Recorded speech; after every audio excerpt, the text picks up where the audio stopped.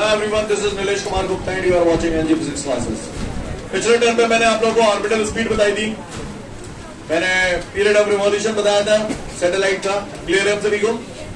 उसी कड़ी में हमारे सामने अगला एक न्यूमेरिकल है, तो चलो उस न्यूमेरिकल को देखते हैं. हमको जो न्यूमेरिकल दे रहा है इसके बाद उसमें कह रहा है एक आर्टिफिशियल सैटेलाइट है जिसकी अर्थ के सरफेस से हाइट 3620 किलोमीटर है. तो कह रहा है उसकी ऑर्बिटल स्पीड बताऊं दूं और उसका टाइम पीरियड बता दूं. टाइम पीरियड बोले तो पीरियड ऑफ रिवॉल्यूशन. क्लियर है सीन? और कह रहा है अर्थ का रेडियस इतना है. वैसे हम लोग जानते हैं अर्थ का रेडियस 6400 किलोमीटर होता है, लेकिन उसने इतना दिया है. ठीक है, तो भैया आर दिया है, एच दिया है. मैंने ये देखा था स्मॉल आर बराबर आर प्लस एच, ऐसा समथिंग लाइक दैट. ऐसा होता था कि नहीं होता था? आपको मालूम है? बोलो भैया, सबको क्लियर है यहाँ तक सारी बात? आर कितना है? 380. हाइट कितनी है? 3620. बोलो भैया कितना हो जाएगा टोटल? 6000, 3000, 9000, 600, 300, 900, 9900, 10,000 हो गया. बोलो भैया जोड़ के बताओगे? समझ गए ना? 10,000 किलोमीटर. क्या? हाँ, 10,000 किलोमीटर. किलो को बुरा नहीं लगा तो 10 की पावर 3 लिख दो. हैं? बोलो भैया किलो 1000 ही तो होता है, तो 10 की पावर 3 लिख सकता. जहां में क्या जीरो है? 4, तो जहां 10 की पावर 4 नहीं लिख दो. बोलो भैया बेस सेम होते हैं तो पावर, तो 10 की पावर सेम. क्लियर? आओगे को परेशानी? पट्टन ने बोलते जो भैया मैं ऑर्बिटल स्पीड बताऊं, तो अपन ने बचपन में सुना था ऑर्बिटल स्पीड का formula √GM upon small R. सांच कह देता हूं. क्लियर है? सही बोल रहा? तो होगा सब नहीं सॉल्व करें वो. जी कितना होता है? 6.67 into 10 to the power minus 11. Mass of the earth 6 into 10 to the power 24 divided by, ये सब चीजें अंडरस्टूड है, पता होनी चाहिए आपको. स्मॉल आर अपन निकाल चुके. अब तो सॉल्व कर लोगे वैसे? कर पाओगे नहीं कर पाओगे? बोले कितना आंसर आ रहा है? 6.33 into 10 to the power 3 metre पर second. per second. Seat clear है तो भैया? यहाँ तक बात समझ में आ रही है? कोई दिक्कत? आगे बढ़ो, आगे बढ़ते हैं. अगर यहाँ तक सारा नजारा क्लियर है तो अगली बात पे आते हैं. पीरियड ऑफ रिवॉल्यूशन पूछ रहा है. टी बराबर क्या लगाऊं? ये तो वो वाला लगा दो. कौन सा वाला? Time is equal to distance upon speed. तो डिस्टेंस कितने की गई? 2 पाई जा और स्पीड v0. और यही बात क्या करिए सीन ऐसे गुड़गुड़ के क्या देख रहे हो? कल बताओ तो समझ में आ रहा है? या अगर आपको फॉर्मूला प्रूव किया था 2 पाई √r³ वो भी लगा सकते, दोनों से सेम आंसर है. क्लियर है? तो मैं क्या करूंगा? वो क्या हो 2 पाई कितना होता है? 3.14. आ गई है पट्टन ने कितने है? 10 की पावर. और ऑर्बिटल स्पीड तो ये तुम पहले ही तान चुके 6.33 into 10 to the power 3. अब तो हल्लो है कितना second? 21 second. 9921 second. Got it guys? Note it down fast. इसके बाद अब हमारे सामने अगला क्वेश्चन है. Define angular momentum of the satellite. Define angular momentum of the satellite. तो सभी लोग ध्यान से देखेंगे angular momentum of the satellite. Right? Ready? Let's do this. Angular momentum of the satellite. भैया काय लाला रे ये अर्थ है, ये अर्थ सेंटर है. सेंटर में पूरा मास कंसंट्रेटेड है और ये चारों तरफ पूरा मकरा हुआ है. सैटेलाइट का मास m है. अब पट्टन ने बोलते जो पूछिए जस्ट सैटेलाइट को एंगुलर मोमेंटम निकालता हूँ. कहा निकालता हूँ यार? वो बचपन में पढ़ा था एंगुलर मोमेंटम को ए से डिनोट करते हैं या बी से? अच्छा एल से जानते हैं. Angular momentum L is equal to mv/r. सही लिखा है मैंने? अब नोट देख के बोलने लगे स्मॉल है पागल से. स्मॉल एम क्यों? क्योंकि एंगुलर मोमेंटम सैटेलाइट का निकाले तो मास तो सैटेलाइट को ही लेंगे. और फिर सैटेलाइट जितनी स्पीड से मूव करता है उसे ऑर्बिटल स्पीड बोलते हैं. इसलिए वेलोसिटी मैंने v0 लिखी है. ये सही है? समझ गए ना? ये सेंटर है. आर तो ये रेडियस ऑफ द अर्थ होता है ना? और यहाँ से यहाँ तक का डिस्टेंस कितना होता है, h होता है। तो ये पूरा कितना हो गया, स्मॉल r बराबर r प्लस h। बोलो भैया, तो कौन सी r लाऊं, अब वहां है। सीन क्लियर है? ऑर्बिटल स्पीड को फॉर्मूला कल पढ़ाओ तो यार ना मत बोलो भैया, बस बना रहने दो, ऐसे रख दोगे तो अभी ठीक है, और आगे बढ़ाना है बढ़ा लो, पढ़ की कर ले। अंडर उड़ गई हो ना, यार अंडर उड़ के अंदर ले तो कहाँ है आप, हाथ स्क्वायर कर जाओ नहीं कर जाओ, तुझे कहाँ आएगा, angular momentum of the satellite. I hope you understand guys, do you understand that? ज्यादा स्ट्रेस लेने की जरूरत नहीं है ना, पागलों की तरह फॉर्मूले याद करने चिपट जाना। क्लियर? ये याद होना चाहिए उसे, ये याद है तो ये तो हम बना सकते हैं, ऐसा मुझे लगता है। आपको भी ऐसे ही लगता है क्या? कर पाओगे नहीं कर पाओगे? फटाफट देखो angular momentum of the satellite. अगले क्वेश्चन मुझसे कह रहा है drive the relation for the kinetic energy of the satellite. तो भैया सैटेलाइट में उसके मोशन के कारण जो एनर्जी होगी उसे काइनेटिक एनर्जी बोलेंगे सैटेलाइट की।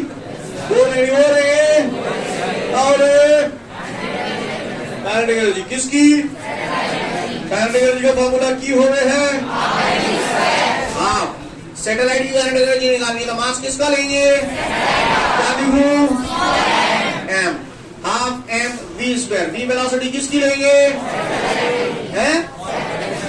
Satellite orbital speed. Very good, ठीक है बोल रहे ना आप पे? शाबाश, ये मिलाएगा वो संभाल में। हाफ m ऑर्बिटल स्पीड हमारी ताजा था, हमारी नहीं कल पड़ी थी। स्क्वायर है तो स्क्वायर, सुना है स्क्वायर से रूट कट जाता है, कट जाता नहीं कट जाता, क्या आ गया? जी मैम अपॉन 2r। भैया कौन आ गया ये कौन आ गया? Kinetic energy of the satellite. Clear? समझ में आ रही है बात? पढ़ लो फटाफट फिर आगे बढ़ूंगा। अब हमारे सामने अगला क्वेश्चन है, drive the relation for the energy of the satellite. Energy कुछ नहीं बोला तो इसका मतलब टोटल एनर्जी की बात कर रहा है, और टोटल एनर्जी बराबर काइनेटिक एनर्जी प्लस एक जमाना था जब मैंने बताया था 21 याद है ना? तो लाला रे टोटल एनर्जी ई से डिनोट कर दिया is equal to kinetic energy plus potential energy. Okay काम है? ओके ओके, ये काइनेटिक एनर्जी है, या तो हमारा डायरेक्ट लिख दो g/2 द्वारा हमारी प्रूव करो दो, या फिर सिस्टमैटिकली चलो हाफ m v ऐसे करो तो। पोटेंशियल एनर्जी परसेंट पढ़ो तो माइनस gm/r, अगर तुम्हें याद हुई तो याद है का? Gravitational potential energy minus gm/r, वो बोरिंग डे याद है? चलो आ जाओ। हाफ m ऑर्बिटल स्पीड का formula under root gm/r, square है तो square plus minus gmm/, square से रूट कट जाएगा तो ई बराबर क्या ही है लाला रे gmm/2r माइनस gmm/r। टाउ के को परेशानी नहीं हो तो बताए ना, नहीं तो बस सुने का कॉमन आ जाओ gmm/r का बच जाओ 1/2 माइनस 1। सीन क्लियर है सभी को? 1/2 माइनस 1 का बचेगा, काय बोल रहा बन रहा काय जाता तुम्हें, कहा बचेगा -1। सॉल्व करके बताओ कैसे है -1/2? पता कर दे दो, आप पता कर दे दो ना पढ़ा -1/2 ऐसे मल्टीप्लाई करूंगा बच्चों तो -1 का gmm से होगा तो माइनस का gmm upon 2r। This is the relation for the total energy. Okay, किसी ने पूछा energy of the satellite, energy बोले तो sum of kinetic energy and potential energy. I hope you understand, go through it. इसके बाद मुझसे अगला question बोल रहा है define binding energy of the satellite. Clear? क्या binding energy of the satellite? यहां पर जो डेफिनेशन है वो थोड़ी सी नाम की उल्टी है तो समझने की कोशिश करिएगा। बाइंडिंग माने बंधन में रखना। बोले भैया सही बोल रहा हूं ना? बाइंडिंग वर्ड का मतलब समझते नहीं समझते? समझते। कितनी एनर्जी के साथ बंधन में है? -gm/2r। बोला भैया? तो मुझे इस सैटेलाइट को यहां से रिमूव करने के लिए अपोजिट डायरेक्शन में एनर्जी लगानी पड़ेगी। बोलो जितनी एनर्जी से बांध रखा है कम से कम उतनी एनर्जी तो देनी पड़ेगी इसे यहां से निकालने के लिए। यस और नो? सही बोल रहा हूं ना? The energy required to remove the satellite from its orbit is called binding energy of the satellite. Clear? Again I repeat, the energy required to remove the satellite from its orbit is called binding energy of the satellite. Clear? Binding energy जो होती है वो total energy का negative होती है. Clear? Binding energy जो होती है वो टोटल एनर्जी का नेगेटिव होती है. अगर तुम्हें बुरा नहीं लगे तो यहाँ लिख दो binding energy is equal to negative of total energy. क्या गलत करता मैंने लाला रे? कुछ गलत करता मैंने ना करा. तो सुनो, माइनस ई की वैल्यू जो तुम्हें ताजा निकाली है minus G M upon 2r minus तो आ जाएगी जी एम अपॉन ये बाइंडिंग एनर्जी आ गई. I hope you understand guys. मैं फास्ट तो नहीं चल रहा हूं ना, फटाफट बाइंडिंग एनर्जी चिपका फिर आगे बढ़ूंगा. अगला क्वेश्चन है हमारे सामने, डिफाइन जियो स्टेशनरी सैटेलाइट या जियो सिंक्रोनस सैटेलाइट. दोनों का मतलब एक ही होता है. जियो स्टेशनरी बोले तो भी वही आंसर लिखना, जियो सिंक्रोनस बोले तो भी वही लिखना. ठीक है? आओ, जियो स्टेशनरी सैटेलाइट की बात कर रहा हूं. किसकी बात कर रहा हूं बबुआ? जोर से बोलो. जियो स्टेशनरी सैटेलाइट. किसकी बात कर रहा हूं? जियो स्टेशनरी. अब सैटेलाइट ना लिख रहा, समझ गया? जियो स्टेशनरी सैटेलाइट. दूसरा नाम क्या है इसका? जियो सिंक्रोनस सैटेलाइट. बार बार मैं जियो जियो बोल रहा हूं, तुम्हारे दिमाग में जियो की सिम आ रही होगी, है ना? एक्चुअली क्या होता है, हम लोग जिस एनवायरमेंट में ज्यादा रहते हैं हमें वही चीजें नजर आने लगती है. जैसे हैपेंस क्या तो मैं एक होगा ज्योग्राफी याद नहीं आई होगी ना कभी? बचपन में ज्योग्राफी पढ़ी थी. ज्योग्राफी की स्पेलिंग क्या है? शाबाश, आप महान बच्चे हैं. ज्योग्राफी, इसमें भी जीओ आ रहा है. कहीं भी वर्ड अगर इनिशियली किसी भी इंग्लिश वर्ड में प्रीफिक्स जीओ आ रहा है, जीईओ, इट मींस अर्थ. अर्थ से रिलेटेड बात हो रही है. जियोग्राफी माने होता है लिखना, अर्थ के बारे में लिखना. That is called geography. Clear? समझ में आ रही है बात? बोलो भैया, ज्योग्राफी में अर्थ के बारे में तो आपको पढ़ाया जाता था. तो जियो यानी अर्थ, स्टेशनरी पोजीशन यानी ये तो आप जानते हो, रेस्ट पोजीशन. स्टेशनरी बोले तो रेस्ट. इन वर्डों से मतलब समझ में आ रहा है. जियो बोले तो अर्थ, स्टेशनरी रेस्ट. क्लियर है? और चलो फिर से जियो अर्थ. अब इसको देखो, सिन. क्या? सिन, SYN सिन. SYN सिन और SYM सिम दोनों के मायने सेम होते हैं. इनका मतलब होता है सेम. किसी भी इंग्लिश वर्ड में स्टार्टिंग में अगर SYN आ जाए या SYM आ जाए तो इसका मतलब होता है सेम. का हाँ, सिनोनिम्स. सिन आ रहा है, सेम वर्ड वाले है ना, सेम मायने जिनके. समझ गए? I have sympathy with you. Sympathy, same आ रहा है, सेम. जैसा आपको फील हो रहा है वैसे मैं भी फील हो रहा हूँ. जितना दुखी आप हो आपके लिए मैं भी उतना ही दुखी हूँ. ऐसा तो नहीं आप दुखी, मैं हंस रहा हूँ. हाँ, क्लियर है? समझ रहे हैं आप मेरी बात को? तो सिंपैथी, सिनोनिम्स मतलब समझ रहे हैं. सिन का मतलब होता है सेम. अगला वर्ड है इसमें क्रोनस. किसी भी इंग्लिश वर्ड में स्टार्टिंग में अगर क्रोन आ जाए, क्रोन वर्ड अगर कहीं भी आ जाए तो समझ लेना टाइम से रिलेटेड बात हो रही है. टाइम से रिलेटेड बात हो रही है. टाइम से रिलेटेड बात हो रही है. क्लियर? जैसे कई बार आपने देखा होगा बायोग्राफी लिखते हैं ना, जीवन परिचय लोगों का. जैसे आप लिखते हो महात्मा गांधी 31 जनवरी 1948 को निबट लिए, फिर 2 अक्टूबर 1869 को उन्होंने जन्म लिया, उसके बाद कॉलेज में चले गए हैं, फिर स्कूल में पढ़े. ऐसे लिखते हो? पहले पैदा करवाते हो, फिर स्कूल में पहुंचवाते हो, फिर कॉलेज, फिर शादी और फिर निबटवा देते हो. सही बोल रहा हूं ना? यही जिंदगी है. लिसन एवरीवन, जब आप ऐसा करते हैं तो कोई किसी की भी जब आप बायोग्राफी लिखते हो तो उसे हम लोग हमेशा क्रोनोलॉजिकल ऑर्डर में लिखते हैं. जो घटना पहले हुई है वो पहले, जो बाद में हुई है वो बाद में, लास्ट में तो केवल दुर्घटना लिखी जाती है. क्लियर है? मेरी बात समझ में आ रही है? तो क्रोनोलॉजिकल ऑर्डर का मतलब समझ में आया? किसी भी चीज को टाइम के हिसाब से, जो चीज पहले हुई है वो पहले, जो चीज बाद में हुई है वो बाद में. समझ में आई बात? Chronological order. समझ में आया बात? अच्छी बात है. अब यहाँ ये सब बातें क्यों कर रहे हैं हम लोग, हमें आपको पता चलेगा धीरे धीरे जैसे जैसे मैं आगे बढ़ूंगा. जी रुको, एक बात और. इतनी बातें समझ गया ना जो मैंने बोला? लिसन एवरीवन, कभी ट्रेन में बैठे हो? लंबे सफर पे गए हो कभी? Very good. दो ट्रेनें हैं, क्या है? दो ट्रेन है, एक ट्रेन में आप बैठे हो और दूसरी ट्रेन आपके बगल से चल रही है। दोनों ट्रेनों की स्पीड सेम है और दोनों ट्रेनें एक ही डायरेक्शन में जा रही हैं। फिर से बोल रहा हूं, दोनों ट्रेनों की स्पीड सेम है, दोनों ट्रेनें एक ही डायरेक्शन में जा रही हैं। तो ऐसी सिचुएशन में एक ट्रेन में बैठे पैसेंजर को ऐसा लगता है कि दूसरी ट्रेन रुकी हुई है, ऐसा लगता है। ऐसा कई बार फील आता है कि यार ये ट्रेन कहीं ना कहीं रुकी हुई है, लेकिन वास्तव में वो रुकी नहीं होती, चल रही होती है। आपको मेरी बात समझ में आ रही है? नहीं आई? सीन क्लियर है? यहां पर बात हो रही है जियो स्टेशनरी सैटेलाइट। दो satellite which appears to be stationary with respect to the earth is called geostationary satellite.